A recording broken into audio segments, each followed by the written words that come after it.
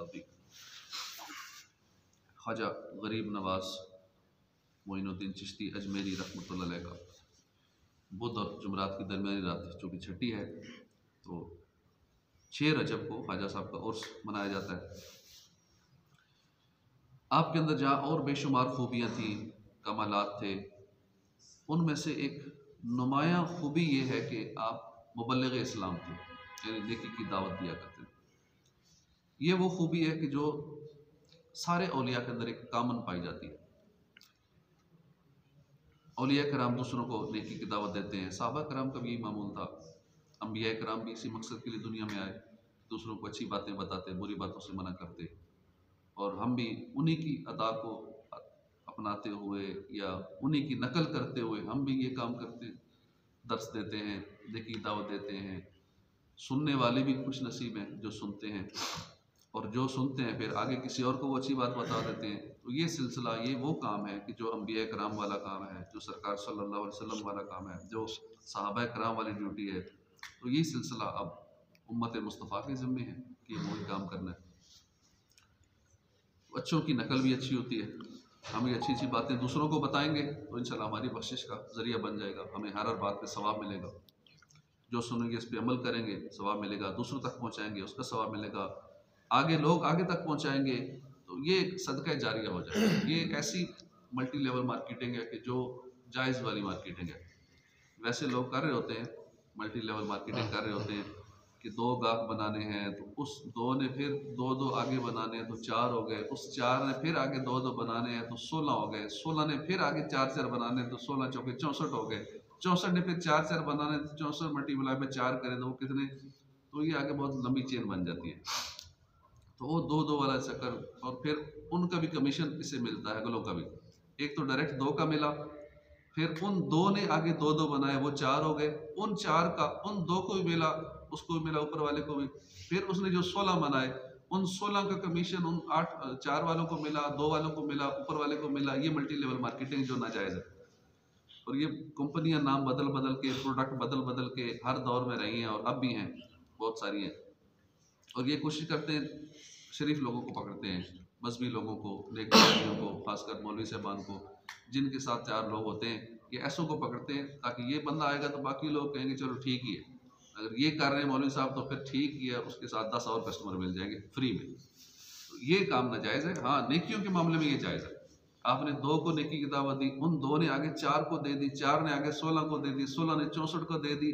ये चेन बड़ी कामयाब चेन है। आखिरत के हवाले से ये मल्टी लेवल मार्केटिंग ये जायज़ है। हाँ, दुनियावी हवाले से ये नाजायज़ है।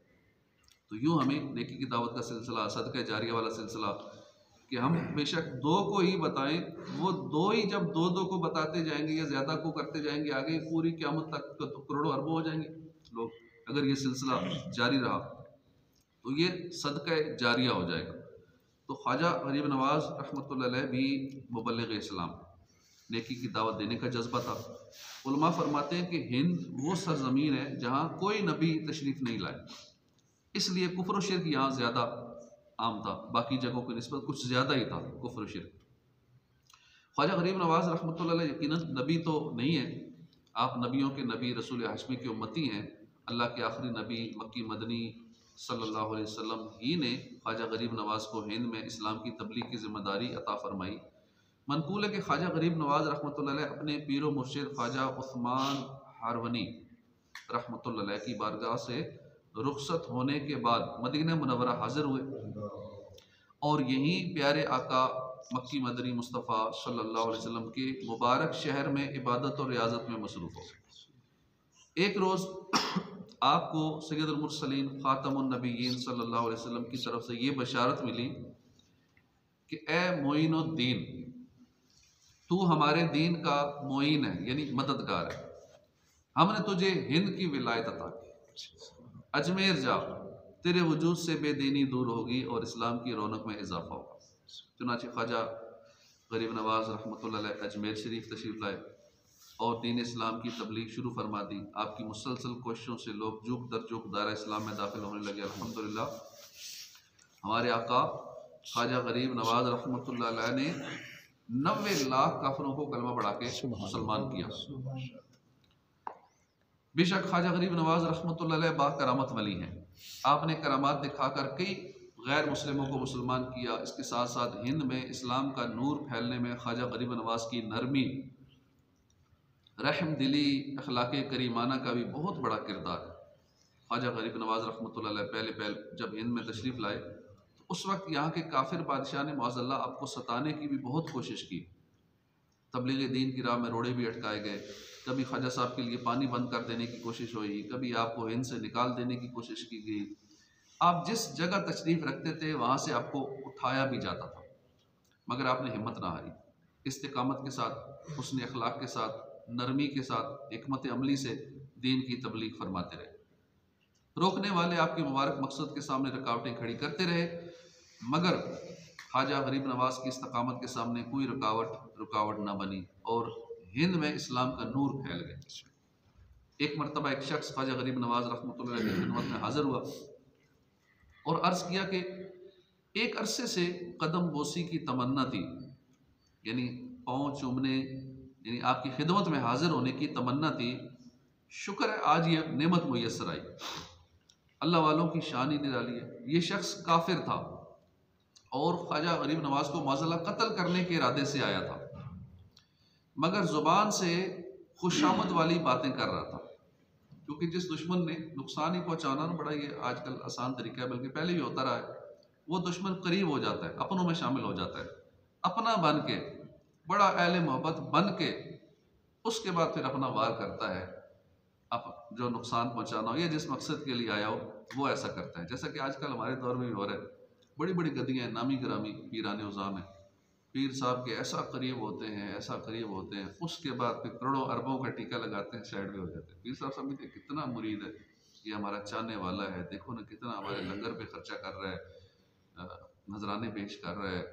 तो वो फिर किसी मकसद के लिए कर रहा होता है, तो जब उसका मकसद हाथ पूरा हो जाता है, हाथ लग जाता है, तो फिर वो करोड़ों या अरबों का एक ही टीका लगाता है पीर साहब को। फिर पीर साहब ढूंढते रहते हैं क्या किधर है, ये तो बड़ा अहले मोहब्बत था। इस तरह एक और बड़ा मशहूर आस्थाना है, सब जानते हैं। वहाँ एक आया, उसने कहा हुज़ूर हुक्म फरमाए, मैं आपसे बड़ा मुतासर हूँ, आप बड़ी ऊंची गद्दी वाले हैं, आप ऐसे वैसे वैसे। हम खुशामद से हम खुश भी हो जाते हैं। तो खिदमत नजराना जितना पेश करना था, हर महीने हुज़ूर हुक्म फरमाया करें, जितना लंगर चाहिए यहाँ पे आपके मदरसे में या जितना लंगर आस्थाने पे चलता है, तो मैं हाजिर हूँ, अल्लाह ने बहुत कुछ दिया है। 2-4 महीने ट्रक श्रक भिजवाए, हर चीज़ के, लंगर पानी राशन के। बंदा मुतासर हो जाता है कि वाकई बड़ा अमीर आदमी है, इतना कुछ दे रहा है तो अल्लाह ने बढ़ा दिया है। पीर साहब ने पूछा करते क्या हो यार, इतना पैसा तुम्हारे पास? बस अल्लाह ने बढ़ा दिया है, आपकी दुआ है। क्या करते, बाहर लोगों को यूरोप भेजता हूँ, अमेरिका भेजता हूँ। यार हमारे बहुत सारे गरीब मुरीदीन हैं, तो इनके साथ ही भला कर दो। हमें कहते रहते हैं नौकरियों के लिए, बाहर जाने के लिए, तो इनको बाहर भेज दो। इतना हुक्म, हम आपके गुलाम हैं, वैसी खिदमत कर रहे हैं जो आप कहेंगे। अब पीर साहब जब मुरीदों को कहें कि फ़लाँ आदमी को पैसे जमा कराओ, बाहर भेजता है, तो मुरीद तो आंखें बंद करके यकीन कर लेता है जो पीर साहब जो कह रहे हैं, क्योंकि काबिल एतमाद हस्ती है, नेक बंदे हैं, और फिर इनका नेटवर्क है पूरा। आजकल पीर खाली पीर नहीं होते, पूरा सिस्टम होता है, निज़ाम होता है, आगे पीछे बंदे, ये वो। तो दुनिया डरती है आजकल गद्दियों से, पूरा ऐसा असर रसूख खाट वार सारे मामलात होते हैं। वो मरीजों को जब पता चला, काफ़ी लोगों ने, लाखों में, 1-2 लाख तो वैसे ही एडवांस होता है, आम एजेंट भी लेते हैं, लेकिन पीर साहब के कहने में तो लोग सारे एडवांस नहीं देते हैं कि ठीक है जो 8-10 लाख लगने सारे ही दे दो। लोगों ने दिया, करोड़ों रुपया उसका हुआ। उसके बाद फिर वो मुरीद नजर दिया, पीर साहब देखते रहे। तो यूँ कई पीरों को इस दौर में भी चूने लग रहे हैं इसी तरह ही, कई कारोबार के नाम पे। पहले थोड़ा फेंकते हैं, क्योंकि जब तो मछली को फंसाना हो ना, कांटा डालना हो, तो कुछ डाला जाता है, रोटी का टुकड़ा आगे कांटे के साथ, या कुछ लगाते हैं, जो छोटी मछली लगाते हैं, उसको देख के बड़ी मछली फंसती है। तो ये तरीका करते हैं लोग आजकल भी, पहले अगले को देते हैं, उसके बाद फिर इकट्ठा निकालते हैं। तो हमें बचना चाहिए इन चीज़ों से। कोई खुशामदी अगर करीब आए, बहुत तारीफ़ें करे, तो बच जाना चाहिए। ज़्यादा ही तारीफ़ें कर रहा है, कोई गड़बड़ है, कोई रौला है, ये कोई मुझे नुकसान पहुँचाएगा, तो वो बंदा भी ख्वाजा साहब के करीब हुआ और बड़ी खुशामद वाली बातें किया करता था। ख्वाजा साहब तो फिर ख्वाजा साहब हैं, वाकई अल्लाह के वली थे। आपने उसकी बात सुनकर फरमाया कि जिस नीयत से आए हो वो काम करो। बस इतना सुनना था कि वो कांपना शुरू हो गया, ज़मीन पर गिर गया। उसने आजिज़ी से अर्ज़ किया, हुज़ूर मेरी ऐसी कोई नीयत नहीं थी, मुझे फ़लाँ शख्स ने बेकार कर भेजा था।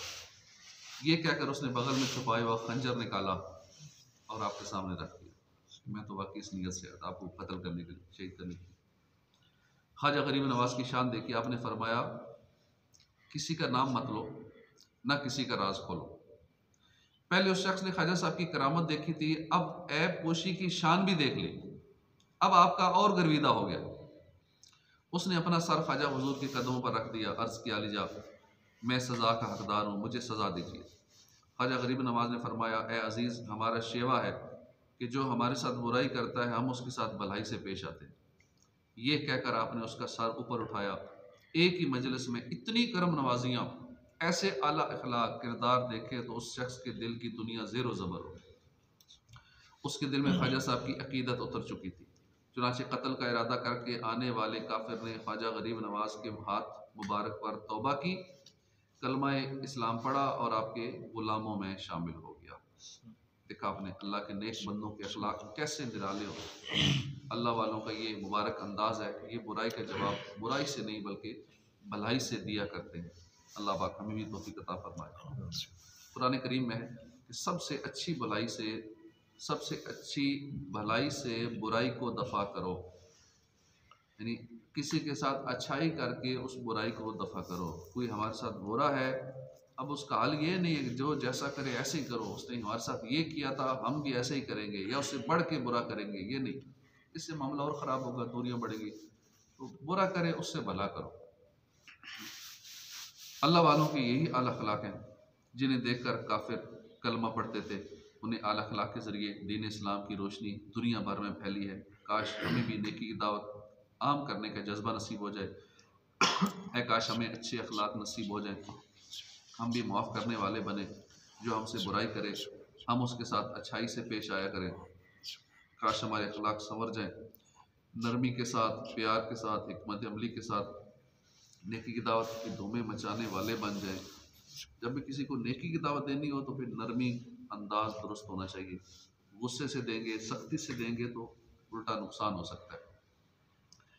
पारा 24 सूरह हामीम सजदा आयत नंबर 33 में अल्लाह पाक इरशाद फरमाता है, और उससे ज़्यादा किसकी बात अच्छी जो अल्लाह की तरफ बुलाए और नेकी करे। यानी उसकी बात अल्लाह को भी पसंद है। वो है उसकी बातें, किसकी बातें? जो अल्लाह की बातें करे, जो अल्लाह की तरफ बुलाए, किसी को अच्छी बात बताए, बुराई से मना करे। खुद अल्लाह पाक कुरान में फरमा रहा है कि उससे ज़्यादा किसकी बात अच्छी, मतलब उसकी बात सबसे अच्छी है जो अल्लाह की बातें करे, अल्लाह रसूल की बातें करे। अल्लाह को उसका कलाम पसंद आता है। हमें वो कलाम करना जो अल्लाह और उसके रसूल को पसंद हो। हम बोलें अल्लाह और उसका महबूब खुश हो, हम उन्हीं की बातें बोलें। गलत बोलेंगे, गुनाहों वाली बातें बोलेंगे, ग़ीबतें करेंगे, चुगलियाँ करेंगे, अल्लाह रसूल नाराज़ होंगे। एक कौल के मुताबिक इस आयत करीमा में ये बताया गया कि हर वो मुसलमान जो नेक अमाल करे, दूसरों को नेकी की दावत दिया करे, उसकी बात सबसे अच्छी है। मुफ्ती अहमद यार खान नईमी फरमाते हैं कि इस आयत से मालूम हुआ कि रब को उसकी बोली बड़ी प्यारी है जो नेकी की दावत दे, जो दावत खैर दे। अगरचे उसकी आवाज़ अच्छी नहीं है, मोटी आवाज़ है, भद्दी आवाज़ है, लोगों को पसंद नहीं है, सादा सी बातें करता है, कोई ना तर्ज लगाता है, ना वो अंदाज हैं जैसे होते हैं दूसरों को मुतासर करने वाले। लेकिन अल्लाह को पसंद है, चाहे वो अटक टक के बोलता है, ज़ुबान साथ नहीं देती, वो सही ज़ुबान नहीं आती, उसको सही उर्दू नहीं आती, सही जिस ज़ुबान में लगा हुआ है वो ज़ुबान सही नहीं आती, अल्लाह को पसंद है। बोलिए अल्लाह को पसंद है, फिर लगे रहे, लोगों को पसंद आए या ना आए। लोग कहते रहे कि ये सही नहीं तकरीर करता, ये दर्स सही नहीं देता, इसको तो आता ही नहीं है, इसका अंदाज ही ठीक नहीं है, यूँ ऊँचा बोलता है, आहिस्ता बोलता है, यूँ बोलता है, वैसे बोलता है। जब अल्लाह को पसंद है तो हमने करना ही अल्लाह के लिए है। अमीर अहले सुन्नत इलियास क़ादरी साहब देख लें, जब से दावत इस्लामी बनी या उससे पहले से बड़े बड़े इज्तिमात के अंदर भी बयान करते थे जैसे किताब सामने रख के देखें, लेकिन लाखों का इज्तिमा हो और वहाँ बंदा यूँ पढ़ के दर्स बयान कर रहा हो, कितना लोग इसको अजीब समझते हैं कि छोटा सा भी मजमा हो तो वहाँ कोशिश होती है ऐसे बयान करें, आंखों में आंखें डाल के करें, हाथ पाँव हिलाएं और सारा पूरे शो करें, आई कांटेक्ट रखें, ऐसा करें वैसा करें, सारे गुर अपनाएं। क्यों?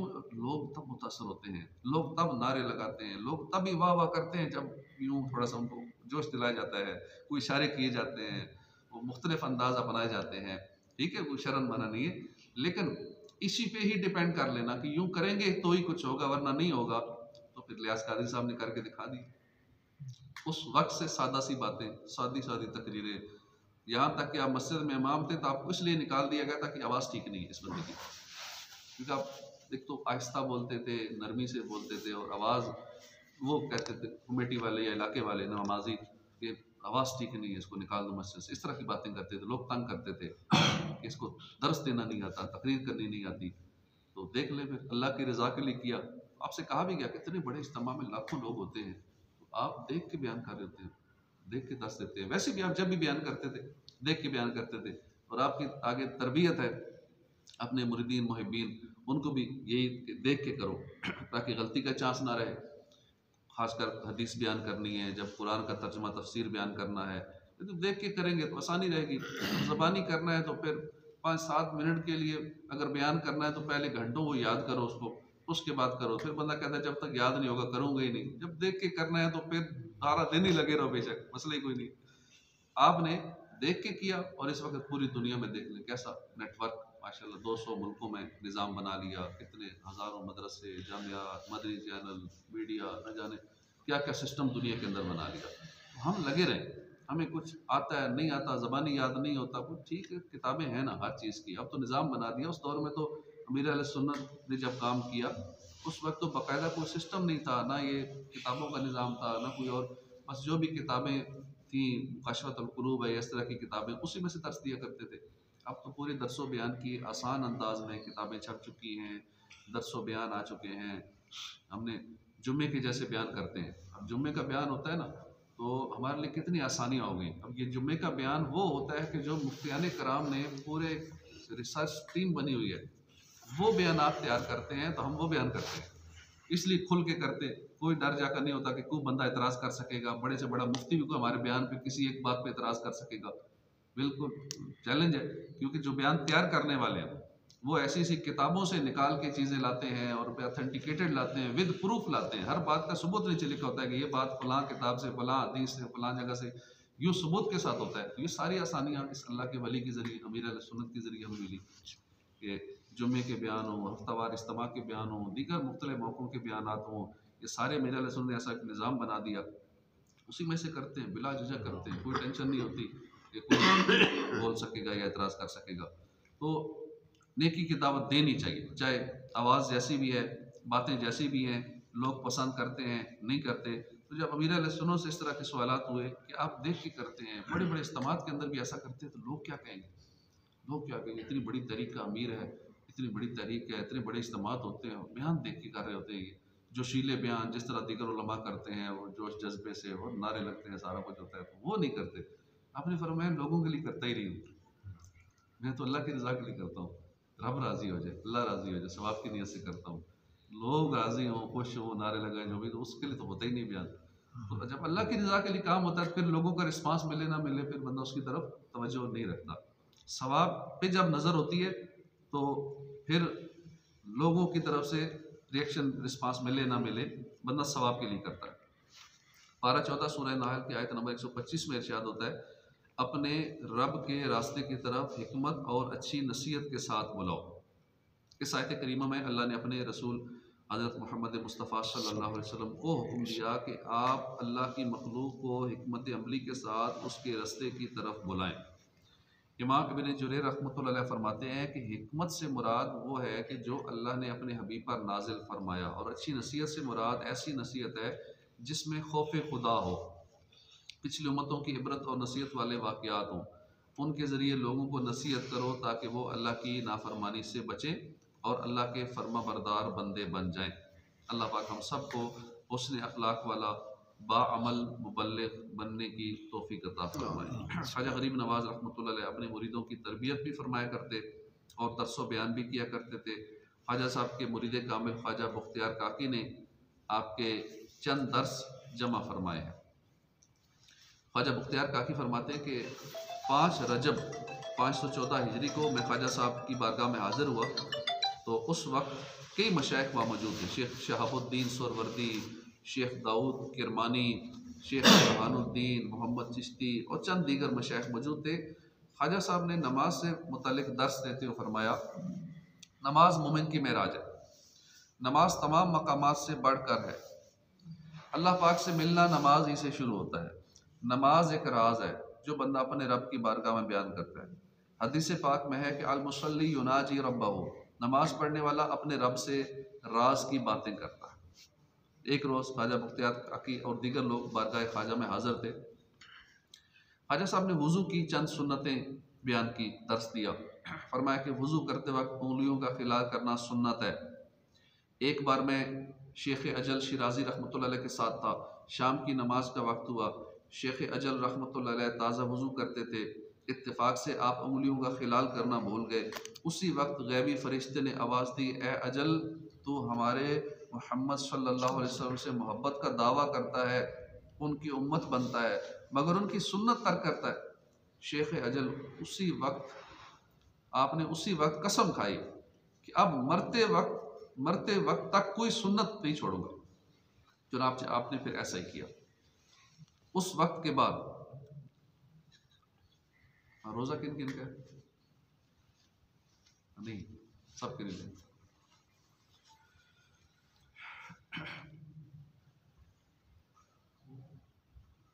उस वक्त के बाद कहते हैं कि उसके बाद ख्वाजा साहब की शेख अजल से मुलाकात हुई। आप परेशान थे, मैंने परेशानी की वजह पूछी तो फरमाया कि उस रोज़ मुझसे उंगलियों का खिलाल रह गया था, इसलिए फ़िक्रमंद हूँ कि रोज़े क़यामत नबी करीम सल्लल्लाहु अलैहि वसल्लम को ये मुंह कैसे दिखाऊंगा।